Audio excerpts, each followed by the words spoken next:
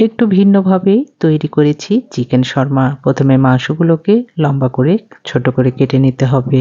এবার কড়াইয়ে একটা তেল দিয়ে পেঁয়াজ কুচি দিয়ে কিছুক্ষণ ভেজে কেটে রাখা মাংসগুলো দিয়ে ভেজে নিব। তারপর দিয়ে দিব গোলমরিচ গুঁড়া, লবণ, সয়া সস, আদা বাটা, রসুন বাটা, লাল মরিচ গুঁড়া।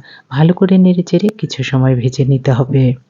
দিয়ে দিব গাজর কুচি, টমেটো সস, ভালো করে নেড়েচেড়ে দিয়ে দেব ক্যাপসিকাম, পেঁয়াজ কুচি, মরিচ কুচি। এবার নামিয়ে ঠান্ডা করে নেব।